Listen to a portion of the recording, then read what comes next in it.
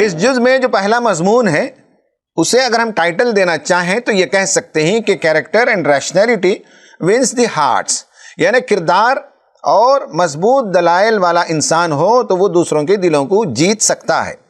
کوئی شخص یہ دعویٰ نہیں کر سکتا کہ اس کا نفس اسے برائیوں کی ترغیب نہیں دیتا۔ ہاں، جس پر رب کا رحم ہو وہ نفس امارہ کی ترغیب سے بچ سکتا ہے۔ حضرت یوسف علیہ السلام کا یہی کردار تھا کہ انہوں نے ہنی ٹریپ میں پھنسنے کے بجائے جیل کی سزا کو پسند کیا۔ ان کے کردار کی بلندی کا جب مظاہرہ ہوا تو بادشاہ نے انہیں اپنا منسٹر بنا لیا۔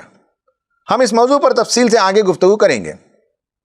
حکومتوں کا کام ہے کہ ان کی رعایا میں کوئی انسان بھوکا نہ رہے، اس لیے حضرت یوسف علیہ السلام نے اچھی منصوبہ بندی کی۔ آج کے حکمرانوں کے لیے حضرت یوسف کی زندگی میں ایک بہترین اسوہ ہے۔ اس زمانے میں جب مصر کے بادشاہ بن گئے تھے، بھائیوں سے ملاقات ہوتی ہے جنہوں نے انہیں اندھے کنویں میں پھینک دیا تھا۔ کردار کی اعلیٰ ظرفی دیکھیے کہ وہ اپنے بھائیوں کو آر نہیں دلاتے، بلکہ کہتے ہیں کہ شیطان کی اکساہٹ سے ہمارے درمیان دوریاں ہو گئی تھیں۔ یہ بات کہنے کے لیے انسان کو بہت ہی اعلیٰ ظرف ہونا پڑتا ہے۔ قرآن میں بار بار یہ بات آئی کہ اہل کتاب اور مشرکین کی طرف سے تمہاری دل شکنی ہوگی۔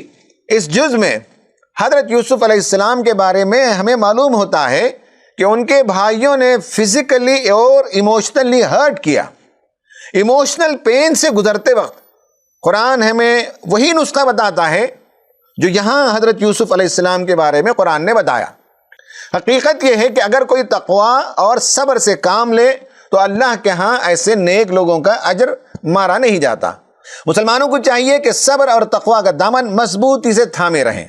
حضرت یوسف علیہ السلام کے واقعے کے اختتام میں مسلمانوں کو نبی کریم صلی اللہ علیہ وسلم کے حوالے سے یہ تعلیم دی گئی کہ قل ھذہ سبیلی ادعو الی اللہ علی بصیرۃ انا ومن اتبعنی، یعنی یہ میرا راستہ ہے، میں پورے دلائل کی روشنی میں اور خود میرے ساتھی بھی لوگوں کو بلاتے ہیں اور میں مشرکوں میں سے نہیں ہوں۔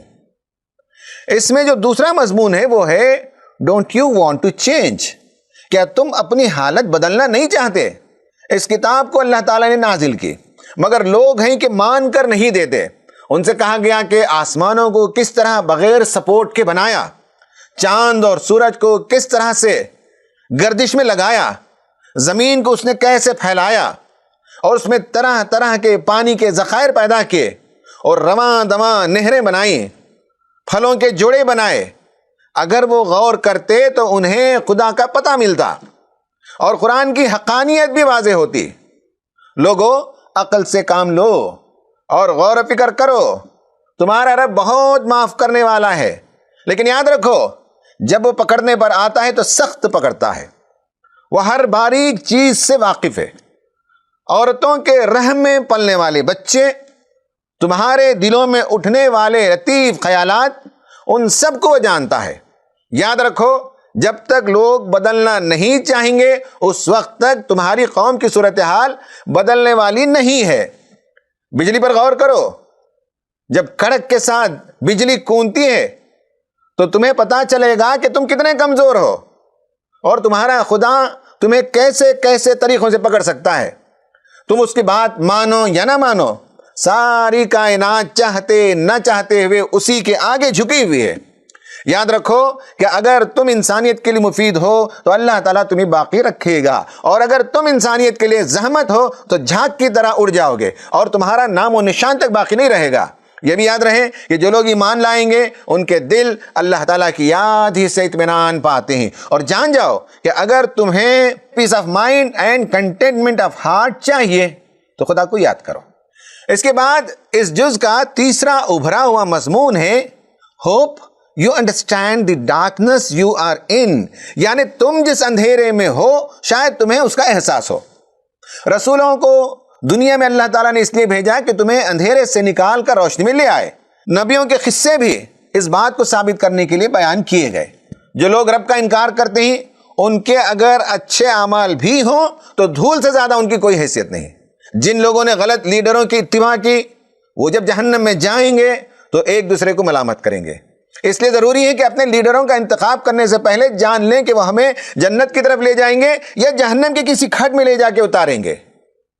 اس جز کا آخری ابھرا ہوا مضمون ہے کہ تم ایک مفید انسان بنو، بی اے بینیفیشیل پرسن۔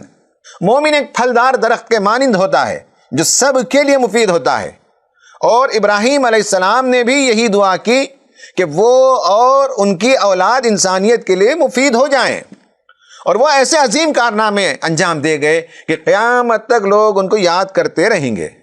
لوگوں تم یہ نہ سمجھو کہ اللہ تعالیٰ ظالموں کے کرتوت سے ناواقف ہے، وہ جب پکڑے گا تو اس کی پکڑ سخت ترین ہوگی۔